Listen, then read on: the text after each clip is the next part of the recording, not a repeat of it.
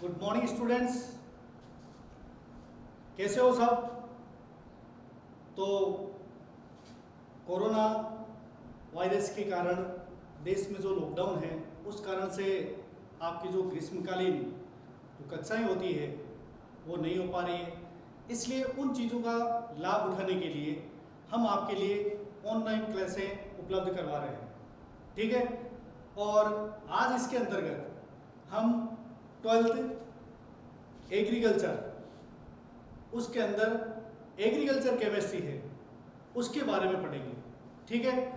तो आप इन कक्षाओं को पढ़ते समय ये ध्यान देना, इनमें जो चीज़ें आपको बताई जाती है 12th एग्रीकल्चर केमिस्ट्री के अंदर इतने ज़्यादा टॉपिक हैं वो 11 से रिलेटेड नहीं है, ठीक है। और एक साधारण चीज़ें हैं जो आप ध्यान से अगर सुनोगे, कुछ चीज़ें लिखोगे तो आसानी से आपके समझ में आ जाएगी। अपनी किताब से देख करके इनके नोट्स भी तैयार कर सकते हैं। वीडियो को बार बार देखिए और आप ज़रूर इसका रेस्पॉन्स दीजिए।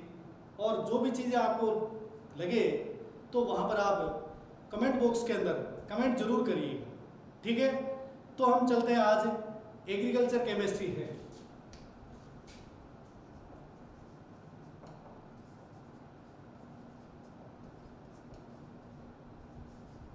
एग्रीकल्चर केमिस्ट्री, इसके अंदर आज हम जो चैप्टर लेंगे जैव रसायन, ठीक है। और अंग्रेजी में नाम होता है बायो केमिस्ट्री, ठीक है। अब हम देखते हैं कि अगर ये इस नाम से ही है जैव, जैव का अर्थ अंग्रेजी में हम बोलते हैं जैव, इसका हो गया अर्थ बायो, ठीक है। रसायन इसको कहते हैं केमिस्ट्री, ठीक है। तो हम बायो केमिस्ट्री हैं, बहुत अच्छा टॉपिक है, समझने लायक है, ज़्यादा थ्योरेटिकल भी है लेकिन आपने कई चीज़ें पढ़ी हुई है उससे रिलेटेड भी है, ठीक है। तो अब पहली चीज़ है कि बायो केमिस्ट्री है जैव रसायन।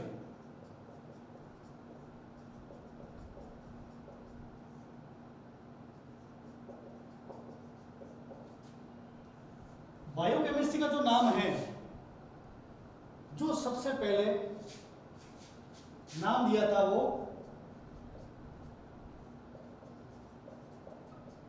कार्ल न्यूबर्ग ने, ठीक है।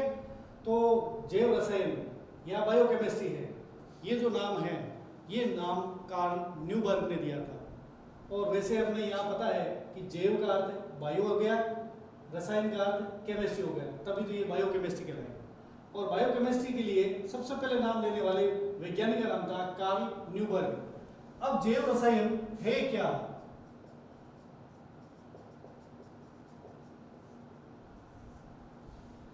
अब नाम से ही पता है जैव है, जैव का तो क्या होता है सजीव, जिसके अंदर पेड़ पौधे और जीव जंतु सभी आते हैं, ठीक है।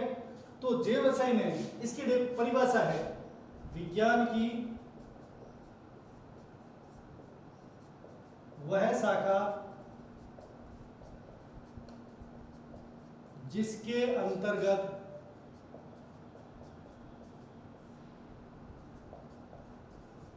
सजीवों, सजीव मतलब पेड़ पौधे और जीव जंतु दोनों आ जाएंगे,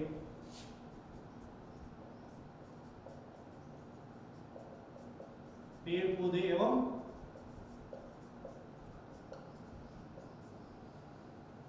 तो विज्ञान की वह शाखा जिसके अंतर्गत सजीवों में होने वाली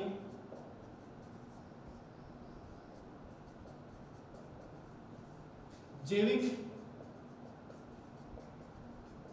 क्रियाओं का अध्ययन किया जाता है।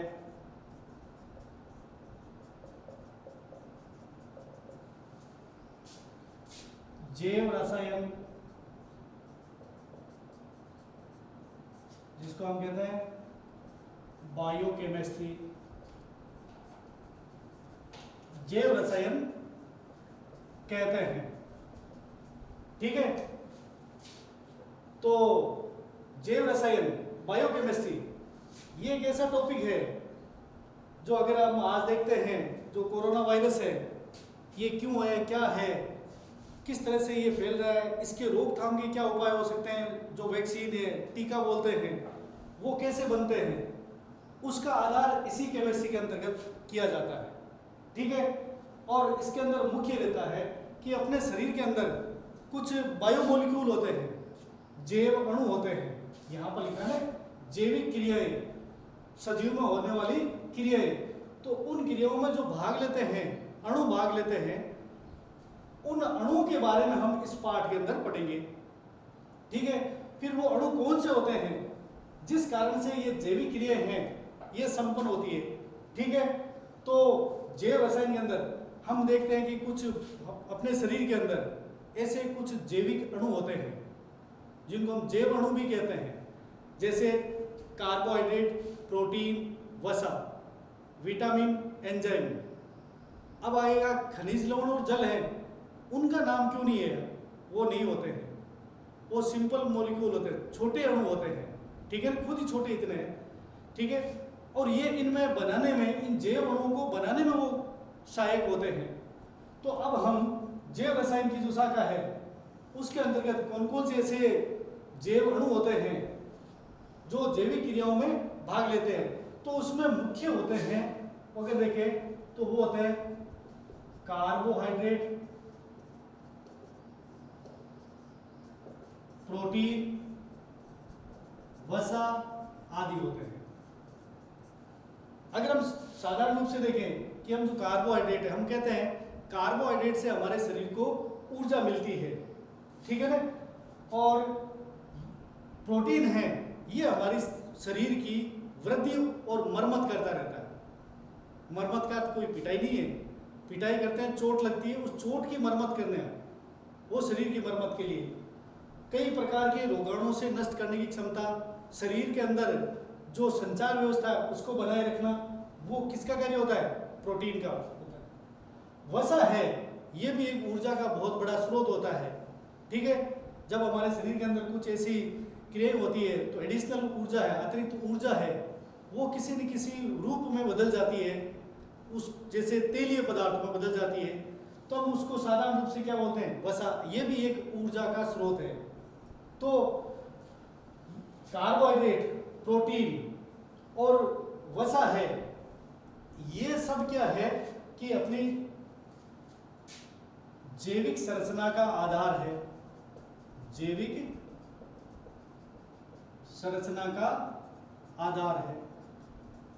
ठीक है, जैविक संरचना में किसकी रहेगी, पेड़ पौधे एवं जीव जंतु।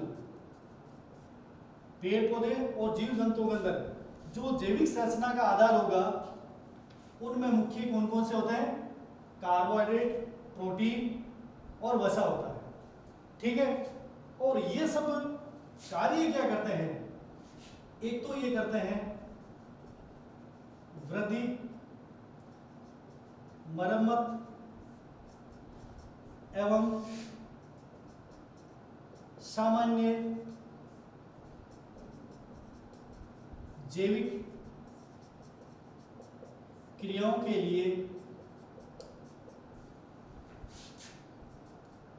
ऊर्जा प्रदान करते हैं।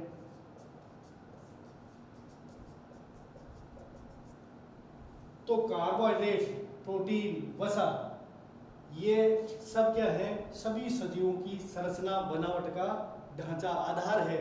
अगर ये नहीं हो तो इनका कोई आधार, अस्तित्व नहीं रहेगा, जो हम देखते हैं। फिर इनका वास्तव में होता क्या है, ये क्या कार्य करते हैं, पहले तो सजीव, पेड़ पौधे, इनमें वृद्धि के लिए सहायक होते हैं। अगर मान लीजिए कोई चीज़ सजीवों में या पेड़ पौधों में कोई चीज़ टूटती है तो वापस उसका मरम्मत करना, ठीक रख रखाव बनाना, जैसे अगर अपने शरीर पर चोट लगती है, घाव उत्पन्न हो गया, उस घाव को ठीक करना, वो मरम्मत कहलाए। ठीक है, तो मरम्मत, और जितने भी हम जैसे सांस लेते हैं, जो भी दौड़ते हैं, कार्य करते हैं, ये सब क्या हुई, सामान्य जैविक क्रियाएं होगी। इन सामान्य जैविक क्रियाओं के लिए हमें ऊर्जा जो मिलती है वो इन्हीं ही जैव अणुओं से मिलती है। तो ये कार्बोहाइड्रेट, प्रोटीन, वसा, ये सब क्या हो गए? जैव अणु हो गए, अर्थात बायोमोलिक्यूल हो गए। ठीक है, अब हम इस चैप्टर के अंतर्गत सबसे पहले पढ़ेंगे कार्बोहाइड्रेट।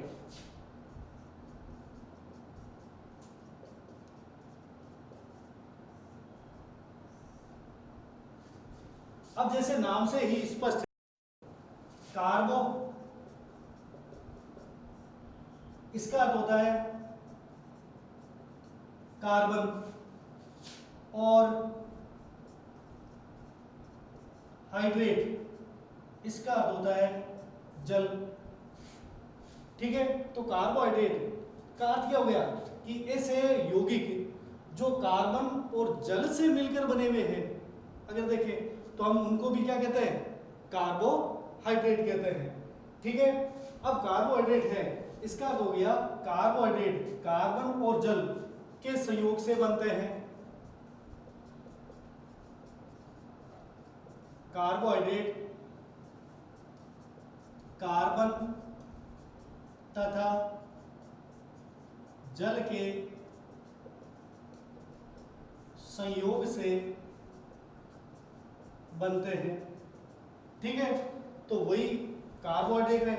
अब रह गया कि अपने को कार्बोहाइड्रेट है, इसका सामान्य सूत्र क्या होता है? कि जैसे हम किसी चीज के सामान्य सूत्र, एक नाम होता है कि सभी मनुष्य है, तो वो क्या हो गया? हम सबका एक सामान्य नाम है मानव। मानव में ये नहीं होगा कि उसमें आदमी नर आ जाता है, मादा नहीं आती, पुरुष आता है, स्त्री नहीं आती, ऐसा नहीं है। उसके अंदर स्त्री, पुरुष, बच्चे जो भी हैं, बड़े बूढ़े, वयस्क, बीमार, स्वस्थ, सभी के सब है, वो सब मानव में आ गए। तो उसका एक कॉमन नेम हो गया, सामान्य नाम हो गया। इसी तरह से हम कार्बोहाइड्रेट को पहचानना है तो उसका एक सामान्य सूत्र होता है, कॉमन फॉर्मूला होता है। वो क्या रहेगा? कार्बोहाइड्रेट का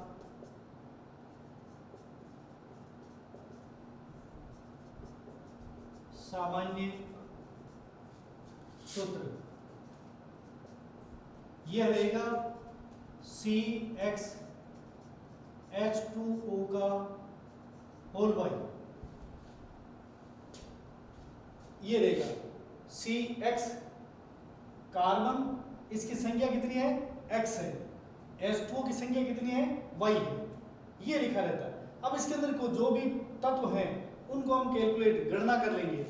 अब अगर जैसे कोई हम एक उदाहरण लेते हैं, ध्यान देना कि इस उदाहरण के आधार पर हम कोई बना सकते हैं या नहीं बना सकते। अगर देख लीजिए, अगर CH2O है उसका होल 6 लिख दिया, या अगर हम देखें कार्बोहाइड्रेट है वो हो गया C6H12O6। कार्बोहाइड्रेट में ये क्या है? ग्लूकोज है। ठीक है ना? तो ये अणु सूत्र है C6H12O6। ये ग्लूकोज का भी है, फ्रक्टोज का भी है, लेक्टोज का भी है। ठीक है ना? गैलेक्टोज का भी यही अणु सूत्र है। अणु सूत्र सब चार जो यौगिकों के नाम बताए थे उन सब का अणु सूत्र तो यही रहेगा, लेकिन इनके संरचना सूत्र हैं वो अलग अलग होते हैं। अब जैसे मान लो ग्लूकोज में है तो यहां पर जो मैंने लिखा है ना X, वो कितना है? यहां पर आ गया 6, तो अगर C6 लिख दिया, ठीक है। अब कोष्टक में लिख देते हैं हम H2O और ये लिख दिया इसके बाद में Y। अब Y कितने होने चाहिए? अगर हमने 6 लिख दिया, अगर X है Y 6 लिख दिया, तो अब ध्यान देना 6 कार्बन में 6 जल जुड़ा हुआ है, 6 कार्बन में 6 जल के अणु जुड़े हुए हैं। तो मैंने यहाँ परिभाषा में भी लिख दिया था ना, कार्बोहाइड्रेट में कार्बन तथा जल के संयोग से कार्बन 6 जल के अणु मिल करके कार्बोहाइड्रेट बनाते हैं। ये सूत्र है। अगर आप इसको देखोगे वापस ऐसे कैलकुलेट करोगे गणना, ये तो C6 का C6, ये 6 का 6 रह गए। अब देखो इस कोष्टक के बाहर 6 है, ठीक है, और हाइड्रोजन के यहाँ पर कितने लिखा? 2, तो 2 को 6 से गुणा कर लिया तो H12 हो गया, ठीक है। O के नीचे यहाँ पर 1 है तो ये हो गया O6, 1 को 6 से गुणा कर लिया 6। तो ये सूत्र और ये सूत्र एक समान हो गए, ठीक है। तो इसका कॉमन फॉर्मूला है कार्बोहाइड्रेट का, वो क्या होता है CxH2O का होल y होता है। अब इसमें एक शर्त भी है, ये ध्यान रखना, जो x का मान है या तो 3 के बराबर होगा, ठीक है, और या 3 से ज्यादा होगा। तो बराबर का चिन्ह है, x का मान या तो 3 या 3 से अधिक होगा। अधिक होगा तो हम यहां पर ये ग्रेटर देन का साइन लगा देते हैं, चिन्ह लगा देते हैं, ठीक है ना। अगर ऐसे है, जिस तरफ ये अंगुलियां ऐसे होती है, ध्यान रखना, जिधर ये 2 है वो बड़ा है और इधर वाला क्या छोटा है, ये हाथ और ये अंगुलियां, तो इसका मतलब हाथ से अंगुलियां ज्यादा है। अगर ऐसे आ गया तो कोई व्यक्ति विशेष के लिए, तो उधर कोई भी है उससे बड़ा मैं हूं, और ये ऐसे कर दिया मेरे से बड़ा वो है, तो ठीक है ना, ये 3 से ज्यादा है। तो कार्बोहाइड्रेट है, इसमें जो यहाँ पर कार्बन की संख्या x है, कार्बन की संख्या या तो होगी 3 या 3 से ज्यादा होगी। तो कार्बोहाइड्रेट के अंदर, कार्बोहाइड्रेट में C परमाणुओं की संख्या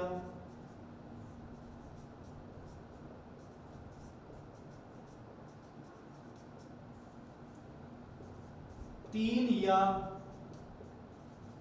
इससे अधिक होती है, ठीक है।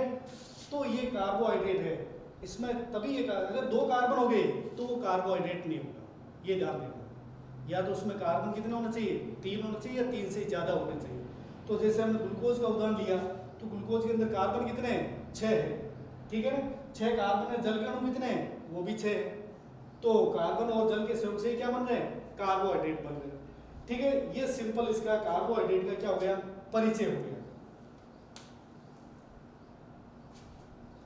अब चलते हैं हम इसकी परिभाषा पर।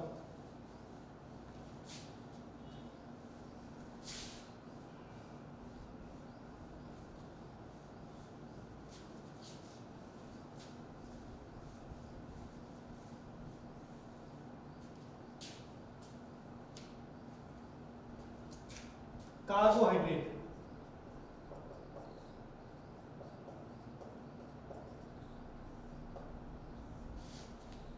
अब कार्बोहाइड्रेट है, रासायनिक रूप से होते क्या है इसके बारे में पढ़ना है। तो कार्बोहाइड्रेट होते हैं पॉली हाइड्रोक्सी कार्बोनिल यौगिक, ठीक है। अब पहले इस नाम से ही हम इसका परिचय करा देते हैं। पॉली का अर्थ होता है बहुत अधिक संख्या में, ठीक है। जैसे हम पॉलीमर हैं, बहुलक हैं, हम कोई भी बहुलक है जैसे दैनिक जीवन में काम आने वाले, हम प्लास्टिक वगैरह देखते हैं तो नाम क्या आता है, पॉलीथीन, पॉलीस्टाइरीन, ठीक है ना। जो अभी एक गैस हादसा हुआ था, तो उस गैस हादसे में कई लोग मर गए थे, तो उसमें जो गैस का रिसाव हुआ था वो प्लास्टिक के सामान बनाने वाली एक कंपनी थी, उसमें से पॉलीस्टाइरीन गैस का निष्कासन हुआ। तो वो पॉली शब्द, जितने भी बहुलक होते हैं, बड़े अणु मिलकर और बड़े अणु बना लेते हैं, उच्च अणु भार वाले, उन सभी यौगिकों के नाम के आगे पॉली शब्द लिखा रहता है, ठीक है ना। पॉली है ना बहुत अधिक संख्या में, हाइड्रोक्सी OH समूह, यानी ऐसे यौगिक कौन से जो कार्बन और जल के सहयोग से बनते हैं, उनमें बहुत अधिक संख्या में क्या होते हैं, OH समूह, हाइड्रोक्सिल समूह, हाइड्रोक्सिल समूह, ठीक है ना। तो कार्बोहाइड्रेट में क्या होता है, बहुत अधिक संख्या में OH समूह या हाइड्रोक्सिल समूह होते हैं, और फिर वो होते क्या हैं, कार्बोनिल यौगिक, जो आपने कक्षा 11 में पढ़ा था कार्बोनिल। तो कार्बोनिल समूह होता है C डबल बॉन्ड O होता है, इसको कहते हैं कार्बोनिल समूह। अब कार्बोनिल समूह हैं वो कार्बोहाइड्रेट के अंदर रहेंगे, तो वो कार्बोनिल समूह दो ही रहेंगे। वैसे होते खूब हैं, लेकिन इसके अंदर दो ही काम आने वाले हैं। वो कौन से रहेंगे, एक तो एल्डिहाइड और दूसरा रहेगा कीटोन। ठीक है, अब आपको बता दें एल्डिहाइड हैं वो क्या चीज होती है कि ऐसे कार्बनिक यौगिक जिनके अंदर क्या हो, CHO समूह हो, क्रियात्मक समूह है CHO हो, उसको हम कहेंगे एल्डिहाइड। और एल्डिहाइड के अंदर अगर इसका संरचना सूत्र लिखें तो ये C double bond O single bond H, ये हो गया। तो इसके अंदर क्या समूह आ गया, मैंने यहाँ लिखा कार्बोनिल समूह। ठीक है, तो ये C डबल बॉन्ड O, तो एल्डिहाइड में भी क्या होता है, C डबल बॉन्ड O समूह है, इसलिए भी कार्बोनिल यौगिक है। और कार्बोहाइड्रेट में दूसरा कार्बोनिल यौगिक होता है, वो होता है कीटोन। अब कीटोन में क्या रहेगा, तो इसका सूत्र होता है ऐसे C डबल बॉन्ड O, ये कार्बोनिल समूह। इसको अगर हम ऐसे लिखें C डबल बॉन्ड O तो भी रहेगा, लेकिन इसमें एक शर्त रहेगी कि एल्डिहाइड है उस वो एक कार्बन का भी होता है, दो कार्बन का भी होता है, तीन का भी होता है, इससे ज्यादा का भी होता है। लेकिन कीटोन है वो एक कार्बन का नहीं होगा, दो कार्बन का नहीं होगा और तीन कार्बन से शुरू होगा। अब ऐसा क्यों, अगर हम एल्डिहाइड है, पहला एल्डिहाइड अगर ये समूह रखना ही रखना है, अगर हमने यहाँ पर एल्डिहाइड के HC डबल O H लिख दिया तो एक कार्बन का ये एल्डिहाइड बन गया। ठीक है, दो कार्बन हो तो इसमें एक CH3C डबल O H लिख दिया, ये भी एल्डिहाइड है। ठीक है ना, क्यों, समूह ये रहना चाहिए, ये एल्डिहाइड का है। तीन कार्बन हो CH3 single bond CH2 C double bond O single bond H, इसमें भी क्या है, ये एल्डिहाइड समूह। तो एल्डिहाइड में एक कार्बन, दो कार्बन, तीन, चार, पांच, इससे अधिक हो सकते हैं। लेकिन कीटोन है वो एक और दो कार्बन के नहीं होंगे। अगर आप एक और दो कार्बन के लिखोगे C डबल बॉन्ड O में तो वो एल्डिहाइड ही रहेंगे। अब क्यों, हमने ये जो लिखा है C double bond O ketone का, ये C डबल बॉन्ड O दो अन्य कार्बन परमाणु से जुड़ा हुआ रहेगा ना, तभी ये कीटोन रहेगा। अर्थात C डबल बॉन्ड के दोनों ओर कार्बन होने चाहिए। तो अगर दोनों ओर कार्बन रखें इसमें तो ये लिख दिया हमने C डबल बॉन्ड O, और ये अगर यहाँ हाइड्रोजन रख दिया तो वो एल्डिहाइड हो जाएगा। अगर यहाँ पर कार्बन लिख दिया तो ये इधर है तो ये भी एल्डिहाइड है। अब क्या करेंगे, एक कार्बन यहाँ बढ़ा दिया तो इस C डबल बॉन्ड, इसको कार्बोनिल समूह कहते हैं, इसके दोनों ओर यदि कार्बन हो, ठीक है ना, तभी वो कीटोन कहलाएंगे। तो कीटोन में न्यूनतम कार्बन परमाणु की संख्या कितनी होनी चाहिए, 3 होनी चाहिए, जिसमें C डबल बॉन्ड O बीच में होना चाहिए।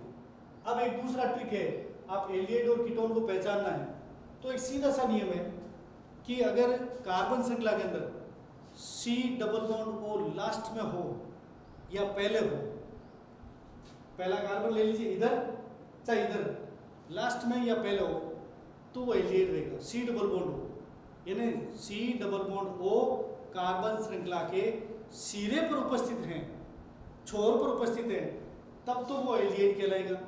और ये C डबल बॉन्ड O यदि कार्बन श्रृंखला के बीच में आ जाए, मध्य में आ जाए, कहीं पर भी, तो वो कीटोन कहलाएगा। ठीक है, तो इस प्रकार से हम एल्डिहाइड और कीटोन। अब देखो परिभाषा को बनाने के लिए हमने कार्बोहाइड्रेट को ऐसे पॉलीहाइड्रोक्सी कार्बोनिल यौगिक, अर्थात ऐसे कार्बनिक यौगिक या कार्बोनिल यौगिक जो जल अपघटित होकर एल्डिहाइड या कीटोन देते हैं या इनसे मिलकर वो यौगिक बनता है, उसको ही हम क्या कहेंगे, कार्बोहाइड्रेट कहेंगे। तो कार्बोहाइड्रेट है तो इसके लिए यही परिभाषा है कि ये पॉलीहाइड्रोक्सी कार्बोनिल यौगिक होते हैं। तो ऐसे कार्बनिक यौगिक जिनके जो जल अपघटित होकर कार्बोनिल यौगिक के रूप में एल्डिहाइड या कीटोन देते हैं, या इनसे मिलकर एल्डिहाइड और कीटोन से मिलकर वो जो यौगिक बनते हैं वही कार्बोहाइड्रेट कहलाते हैं। ठीक है ना। अब देखो कार्बोहाइड्रेट की परिभाषा।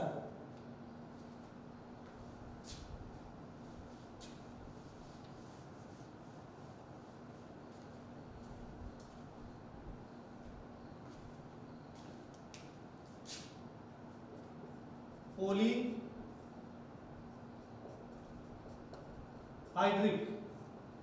ध्यान देना, पॉलीहाइड्रोक्सी या पॉलीहाइड्रिक, दोनों में से कोई शब्द काम में ले सकते हैं।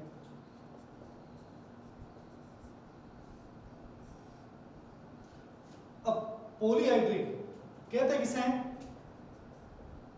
जिनमें OH समूह की संख्या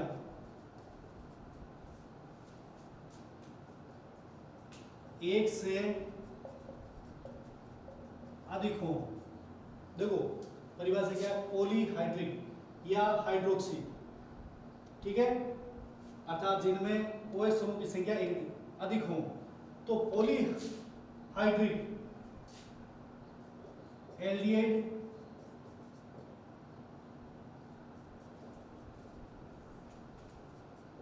या कीटोन या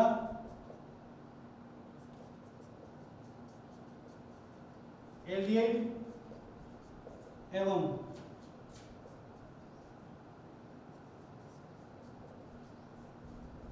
कीटोन से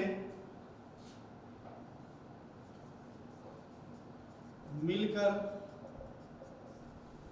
बने हों कार्बोहाइड्रेट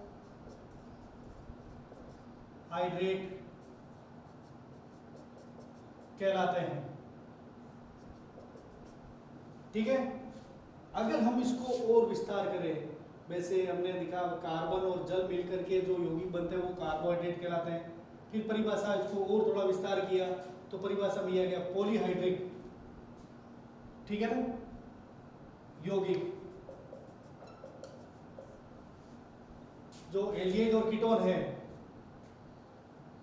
वो देते हैं या इनसे मिलकर बनते हैं। तो अब हम इसको और बढ़ाना चाहिए तो इनका क्या होता है कि जब जल अणु इसमें जुड़कर बनता है तो वापस अगर हम तोड़ना चाहें तो वो जल अपघटित हो गया। ठीक है। तो अब इस परिभाषा को हम और बदल सकते हैं कि पॉलीहाइड्रिक्स यौगिक जो जल अपघटित होकर एल्डिहाइड या कीटोन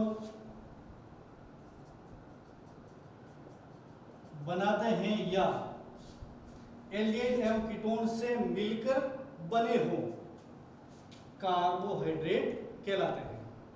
जल अपघटन में एक शब्द आया है, इसका अर्थ ये होता है जब हम किसी यौगिक को जल के साथ क्रिया करवाते हैं तो या तो नया यौगिक बन जाता है, वो भी जल अपघटन कहलाएगा, और या जल का अणु उसमें जुड़ जाता है, वो भी जल अपघटन कहलाएगा।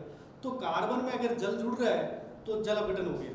और जब हम किसी कार्बोहाइड्रेट को जल के साथ क्रिया करवाते हैं तो निश्चित रूप से एल्डिहाइड और कीटोन बनते हैं, और जब हम एल्डिहाइड और कीटोन को मिलाते हैं तो भी एक यौगिक बनता है, वो भी कार्बोहाइड्रेट कहलाएगा। तो इसकी एक परिभाषा को दो रूप में व्यक्त किया गया है कि पॉलीहाइड्रिक यौगिक जो जल अपघटित होकर एल्डिहाइड या कीटोन बनाते हैं कार्बोहाइड्रेट कहलाते हैं, या दूसरा रूप आ गया एल्डिहाइड एवं कीटोन से मिलकर बने यौगिक हो वो कार्बोहाइड्रेट कहलाते हैं। ठीक है। तो दोनों में हमने देखा कि दोनों परिभाषा को मैंने सम्मिलित करके लिखा है, तो आप कोई सी भी एक लिख देना या दोनों लिख देना। ठीक है। अब कार्बोहाइड्रेट के अंदर ये चीज है पॉलीहाइड्रिक, देखो ध्यान देना, हाइड्रिक और हाइड्रोक्सी दोनों एक ही शब्द होते हैं, आप कोई भी एक यूज कर सकते हो, और ये लिखना चाहो ठीक है, पोलियन बहुत अधिक किसकी संख्या हाइड्रोक्सी है, तो OH समूह की संख्या एक से ज्यादा हो उन यौगिकों को हम पॉलीहाइड्रिक कहते हैं। जैसे मान लीजिए C सिंगल बॉन्ड C, अगर हमने कार्बन की चारों संरचनाएं सिंगल बॉन्ड से, यहाँ पर OH लिख दिया, यहाँ पर OH लिख दिया, यहाँ पर भी OH लिख दिया। OH क्या होता है, हाइड्रोक्सिल समूह होता है, इसको हाइड्रोक्सी भी कहते हैं, हाइड्रिक यौगिक होते हैं, ठीक है ना। ऐसे यौगिक जिसमें हाइड्रोक्सिल समूह हो उनको हाइड्रिक या हाइड्रोक्सी यौगिक भी बोलते हैं। तो इसमें OH की संख्या कितनी हो गई, 3 हो गई, तो एक से ज्यादा है तो ये यौगिक क्या हो गए, पॉलीहाइड्रिक या पॉलीहाइड्रोक्सी यौगिक हो गए। और ऐसे यौगिक ही क्या होते हैं, जब इनका हम जल विघटन कराते हैं तो ये एल्डिहाइड और कीटोन बनाते हैं। ऐसे यौगिकों को हम कार्बोहाइड्रेट कहते हैं, ठीक है। तो ये कार्बोहाइड्रेट की क्या हो गई, परिभाषा हो गई, ठीक है।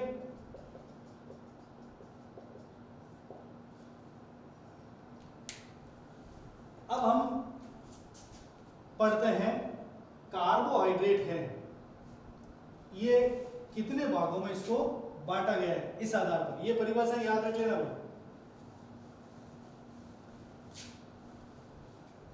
कार्बोहाइड्रेट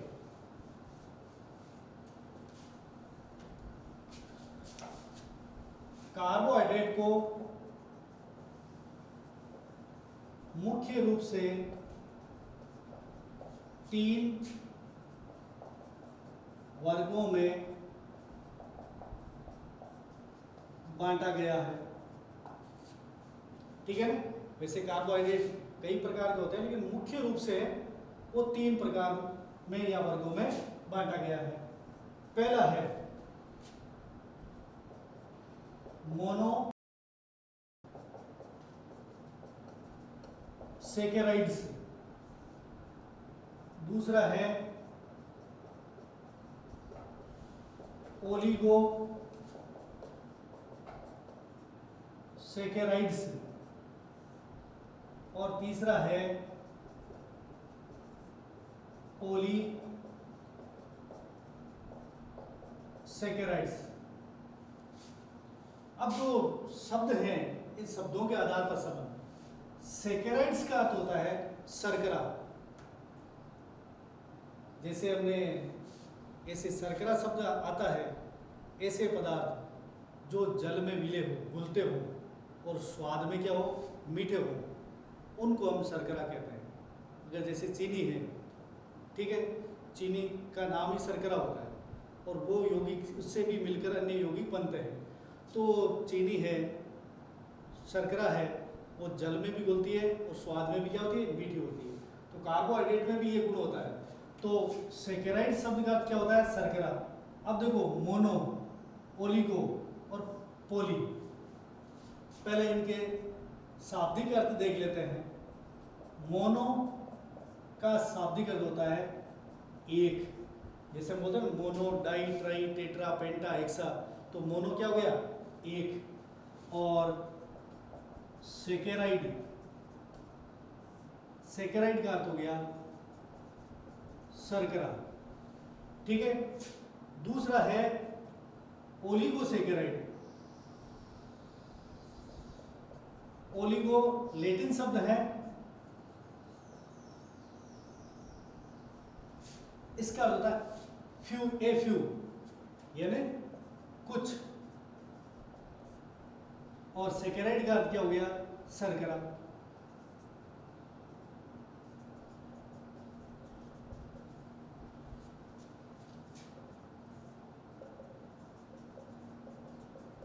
ठीक है।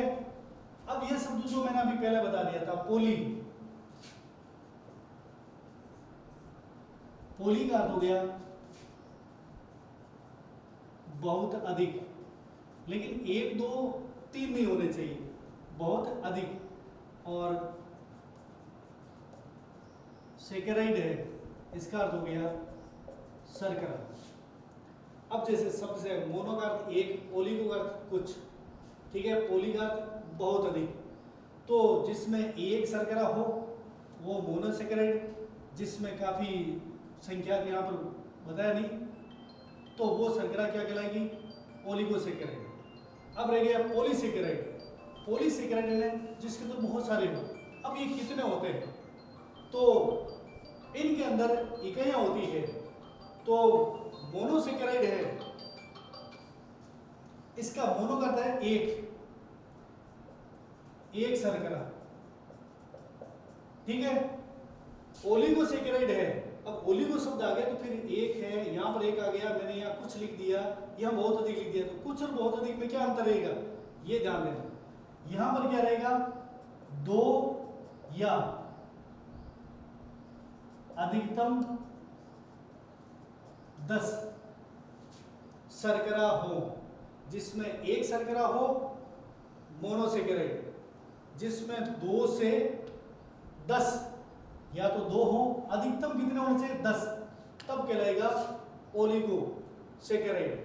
और जब पॉलीसेकेराइड में क्या होगा, 10 से अधिक शर्करा हो, तब हम उसको कहेंगे पॉलीसेकेराइड। पॉलीसेकेराइड में 10 नहीं होने चाहिए, मोनोसेकेराइड में ध्यान रख लेना 1 से ज्यादा नहीं होने चाहिए, ठीक है। तो इसका अर्थ ओलिगोसेकेराइड क्या हो गया, 2 और 10, इन जितनी शर्कराएं होती है, चाहे उसमें 2 है, 3 है, 4 है, 5, 6, 7, 8, 9, 10 शर्कराएं तक होगी, तब वो कहलाएगा ओलिगोसेकेराइड, ठीक है। पोली में 10 से ज्यादा यानी 11, 12, 13 इससे आगे बढ़ती जाएगी, वो सब के सब पॉलीसेकेराइड कहलाएंगे, ठीक है। कल हम इस टॉपिक के आगे एक एक चीज को पढ़ेंगे, मोनोसेकेराइड, ओलिगोसेकेराइड और पॉलीसेकेराइड, इनके बारे में विस्तार से पढ़ेंगे। जो चीजें हैं आपको इनको ध्यान से पढ़ करके सुन करके नोट्स बनाइए। धन्यवाद।